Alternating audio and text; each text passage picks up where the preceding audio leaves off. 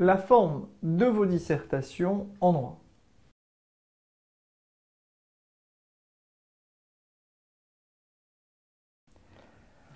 Le droit, et plus particulièrement le droit constitutionnel, présente une dimension formaliste certaine.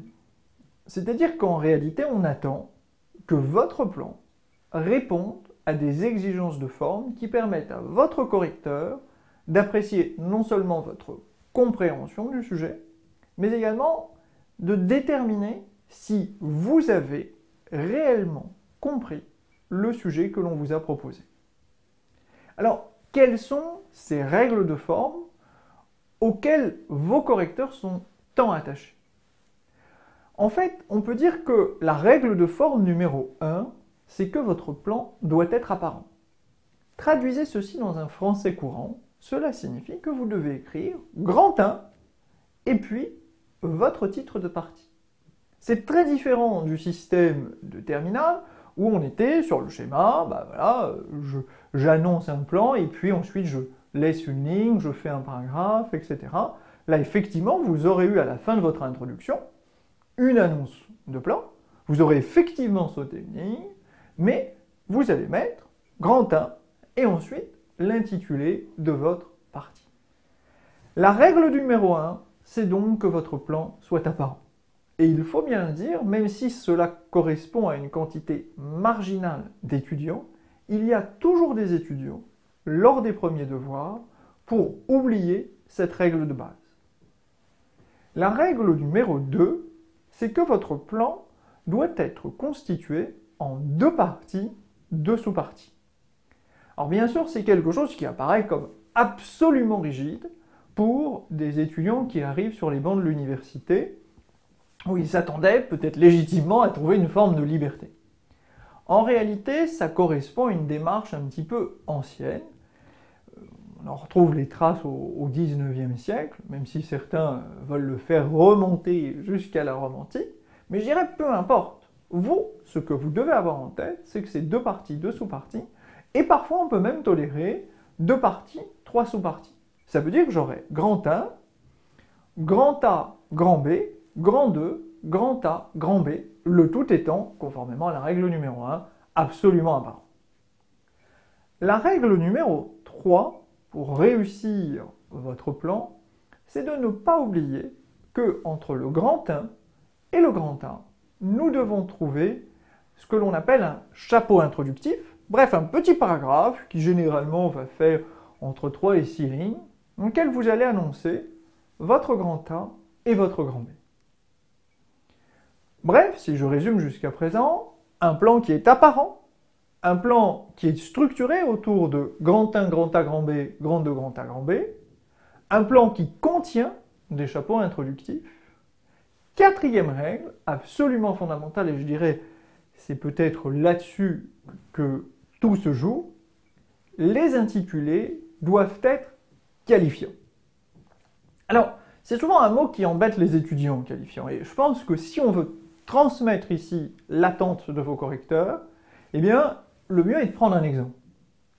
Supposons que vous vouliez inscrire grand 1, la couleur du cheval comme intitulé. Ce n'est pas tout à fait un sujet de droit constitutionnel, et je le concéderai bien volontiers, mais à dire vrai, il nous arrive souvent d'avoir des intitulés grand 1, la forme de la Constitution. C'est à peu près la même qualité qu'un intitulé qui serait dénommé grand 1, la couleur du cheval. Pourquoi est-ce que ce type d'intitulé est-il particulièrement mauvais? Parce qu'il n'est pas qualifiant. Il ne nous dit rien de ce que vous savez sur la forme de la Constitution. Vous ne prenez pas parti, vous ne qualifiez pas. Un bon intitulé sur le sujet grand 1, la couleur du cheval, serait grand 1, la belle couleur brune du cheval. Cet intitulé exprime un point de vue, belle, ensuite permet de positionner les choses dans vos connaissances, brune, et ensuite vous le rattachez au sujet, cheval. Sur le sujet où nous aurions un grand 1, la forme de la Constitution, vous devriez exprimer quelque chose comme la diversité des formes d'expression de la rigidité constitutionnelle. Vous allez me dire, oui, mais à l'intérieur, on va bien retrouver les choses. Bien sûr que vous direz la même chose dans votre devoir.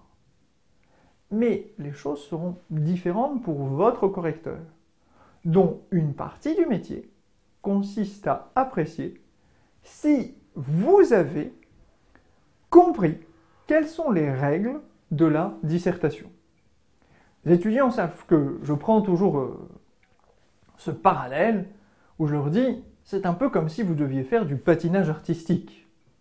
C'est une épreuve imposée. Bien sûr que vous savez faire sans doute d'autres choses, plus belles, plus intelligentes. Mais ce que l'on vous demande, c'est l'épreuve imposée.